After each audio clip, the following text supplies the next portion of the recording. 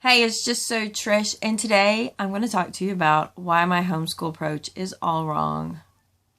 Yep, I'm going to get into every detail of it.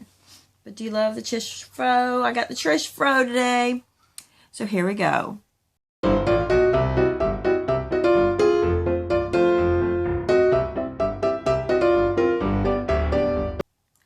All right, so I have to tell you, I got to spend a little time with Amanda from the Fundamental Home. She has a blog, she has a channel, so her channel is here. And we got chatting about different things. And, sometimes some of my complaints, or not even complaints, just like, here's what's going on in our world. And she sent me one of her articles. And we kind of chat a little bit. And I'm going to tell you, I've sat for a few days just really having a heart-to-heart with those thoughts that came through my mind. So her article, and I'm really going off her article, and I think it's an amazing article, and I think you should go check it out. The 7 things I'm glad I didn't do as a homeschool mom. So she is what I would consider veteran. She still has a 12-year-old, but she's graduated, homeschool kids out. And I was talking to her, and I'm reading her blog, and I'm like, ooh, I do that. Oh no, I do that. And what it comes down to, and what the whole point I'm going to get to as I go through these things, and I'm going to tell you how I suffer through them, and how I'm doing it wrong, because I think our points are valid, is I am a slave to curriculum. I am a slave. I do not use it as a tool. I am a slave. And it's not supposed to be that way. I mean, hence why I have so much curriculum. I go from one enslavement of a curriculum to another, because it is my personality. It is my limitations. It's like, I think it's almost like I'm going to think a different ruler, a different dictatorship is going to free me, which it's in my head, not in my curriculum. And so, yeah, I've been doing some real deep thinking on this one. Thank you, Amanda. And the reality is I'm free. I'm free. I'm free because it's a state of mind. But why do I enclose my children? And I think this is a issue I have because I come from public school. I'm a traditional school. Put me 8 years of college later, everything's checks and balances, the whole 9 yards. So let me get started. So she gets in and she says, while my homeschooling experience has not been perfect, after all, there are some things I wish I had done. And she has a blog list for that. There are some things I'm glad I didn't do, like freak out. I bet you never guess I'm a freaker outer. The number one, I'm glad I didn't go nuts worrying about whether or not I would be a good enough teacher. Don't get me wrong, the first year I was concerned that I might not be able to do as good of a job as schools they attended, public or private, but I was so frustrated with certain issues. I figured that it was worth a shot. So, although I don't constantly freak out that I'm not good enough, I feel like I'm good enough. I feel like I'm not doing enough. And I feel like I'm trying to keep up with the Joneses of school. I mean, I literally have like myself a little virtual school system going on right here. I mean, this is where they sit. This is where they've been sitting. And it's like they just sit and they're just disconnected anyway. Try to make my children super scholars. Who, me? Not all of them. Just, the ones I can work with. Maybe. Oh, because like my goal and my aspirations, and I don't know if this is fair to do, my goals and aspirations are like, they're going to have an AA when they get out of high school. So we need to worry about that right now. Really? They're going to do, really?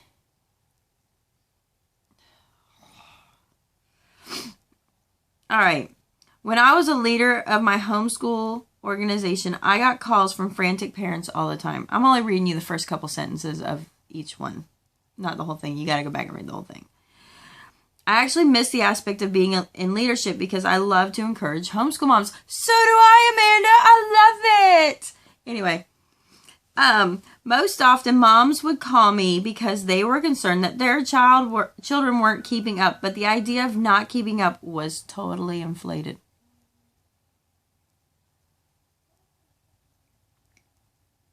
I think that's me.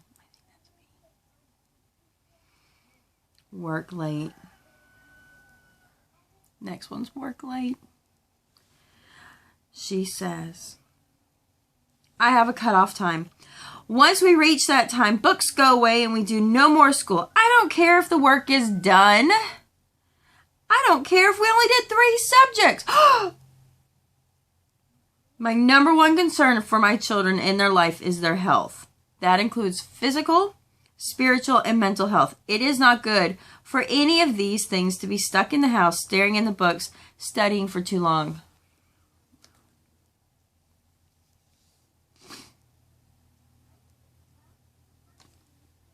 I know. I mean, I've been sitting here this week going, we got to get our garden started. And I'm like, when's the time? They're not done with their schoolwork till like 4 o'clock. And then we got to go into dinner and we're just all exhausted. We've just been sitting here for... Anyways. Yeah. And what am I... And I'm like, you only did 3 subjects today? All day? Well, we can't count that as a full day, can we? You might have worked 10 hours on it. Slave to the curriculum. I have to change my mentality. Wait till you hear this one. You're going to laugh because you know. Do much more than 180 days of school per year. 180 days. That's a standard school year. We always get 180 days in, but almost never do too much more. Just like we need a break at the end of the day, my children needs a break at the end of the year. They need unstructured time to explore their interests and just have fun. We all need to breathe.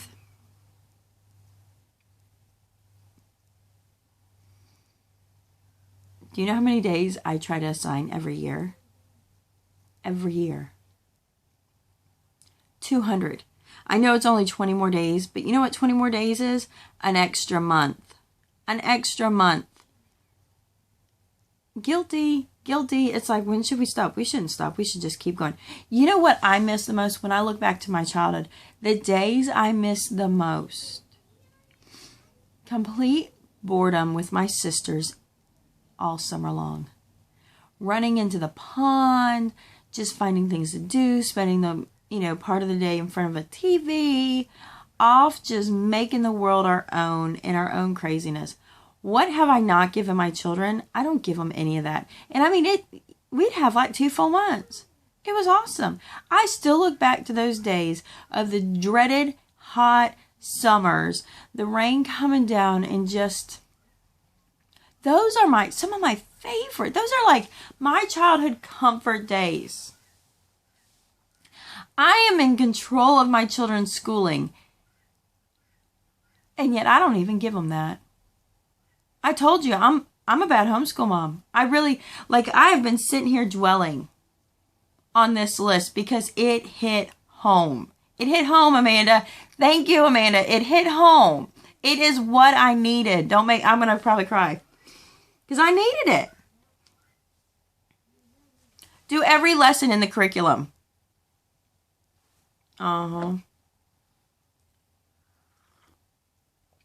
When you serve the checklist master, every lesson is important. You cannot skip it. You cannot say you're done. You consider the curriculum a failure because you did not do all 177 lessons. You got to 172, but it was a flop. You didn't finish it. I love Christian-led education. I love their approach. I love everything. But it is 172 lessons. Checklist master. And you know what? It comes from the Mennonite community. The Mennonite community, they don't serve a master of a checklist, but they are freed by it. And that is the culture and the mentality that they have. I mean, beyond other things. But, you know, and yet it does become, I mean, the only saving grace is all those alternative tests that I be like, take this quiz so we can see if we can just skip it. But I'm still like, you have to show me that you know it. And I am. It's right here. So Brianna's her daughter. 1 year, Brianna only got to something like less than 48 in math. That would be like, we didn't even start. Even I felt a little bad about that one. The thing was, that was the year she began doing multiplication and division. When she wasn't getting it, I didn't move forward in the curriculum. I printed practice pages from online. We spent days doing flashcard competitions. Finally, she memorized them with songs she found on YouTube. Letting your kid YouTube instead of getting your work done? This mom's a genius. I'd be like, no, you know, not true, but almost.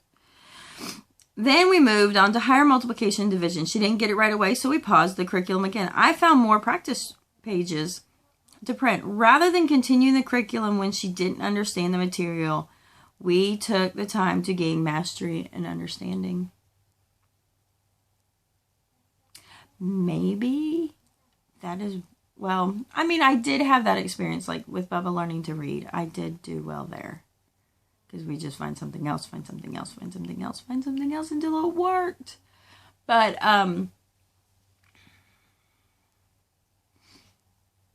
this is my daughter. This is what my daughter is dealing with, and she's having the hardest time in math. And, of course, as an engineer, I'm like, how are you my kid? And it's giving that grace. That I don't have to create every curriculum. It's not a learning path. It is a skill path.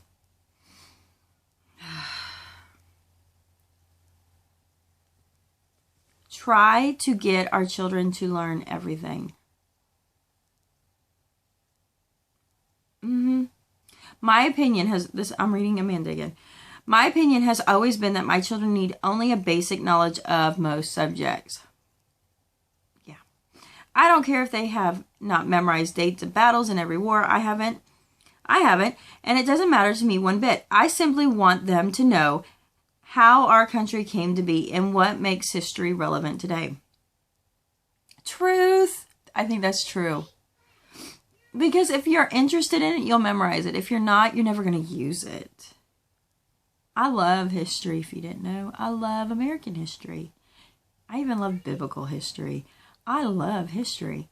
I love the journey. I see it as a personal conversation, as though I'm gossiping about something. I mean, like, to that relevant. I don't see it as, I just don't. So anyways, they did not need to know every scientific breakthrough. True. However, we do know the 3 laws of thermodynamics and how they relate to biblical truth. That would have been great because I had to learn the 3 laws of thermodynamics in thermodynamics. Yes. And I took Gator thermodynamics. If you went to the University of Florida, you would know what that meant. He was tough. He was a great teacher, though. He was a fantastic teacher. One of the top-notch ways of teaching, I think, ever. Anyway. None of our children learn calculus or physics in homeschool. We only go as far as geometry, and while we study chemistry, it is only a curiosity look at the subject. No AP levels here. Yet when her son went to college, he was named chemistry and biochemistry student of the year, and his major is business. This was because he knew how to study, and he had learned to pursue in-depth study on his own when he was interested. When he encountered chemistry in college, he enjoyed it. So what am I doing? Sometimes I'm really realizing, what am I doing? And this one really spoke out loud to me. And I'm sorry it's a long video. But what am I doing? I'm actually trying to use my elementary school kids to be prepared to do college at home, because their mama is like, we need to know all of this in depth of every level in every crevice, because then you can just skip it, or, in college, you can pretty much get your education at home. Trish, why don't we just start with, elementary school? Let's just take care of elementary school, please. Stop. Stop. That's what she says. Stop. She didn't stop. We didn't give up. At least we haven't yet. Homeschooling is hard. H-A-R-D. Hard.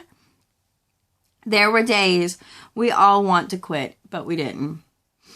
We kept going with the knowledge that this is what the Lord called us to do. So I knew things would work out. They did. I think it is the key to success in just about anything. That's the last one. I've stopped. Not right now. No, I'm still homeschooling. I have had times where I was literally every one of these things, and my child was only in preschool. My oldest was in preschool, and I stopped. I quit. Put her in preschool middle of the year. Said, here. The following year, I was going to do it all, exhausting myself out with 4 children. I stopped. Put her in kindergarten. Put him in preschool. The following year, my husband asked me to stop, because he decided I need to do other things. And I put her in first grade. I put him in kindergarten, and she cried every day until the last day of school. It was horrible. She would, and I was just kind of like, suck it up, buttercup. Because I'm like, come on, you might, and now at the end of the year, they were just like, Mom, we never see you. We never, ever see you. And what I had forgotten, what I had missed, what I didn't acknowledge was that I'm important. I'm important to their daily life. I'm somebody important, because I had kind of taken a mental capacity that I was just a caregiver. That being mom was being a caregiver, and it had nothing to do with being a mother. And how much you need your mother. And, oh my goodness, I could just so cry. So thank you, Amanda. It hit home. The post is in my description. And of course, I gave you a card up there for her channel. I think she's somebody you really want to check out. She does a lot of different things. And she's very focused on just getting back to the fundamentals. Simplicity. And I definitely need to take a cue from a homeschool veteran about it, because I think this is something that more than just me probably suffers with. And I don't know. All right, I love you guys. Please subscribe if you're not already subscribed. If you find me funny, witty, and enjoyable to watch, and you think maybe somebody else might enjoy me, share away. I really enjoy the community that I end up getting from the YouTube community. It is a joy to my life. And I enjoy visiting and getting to know you and chatting away. We'll talk to you later.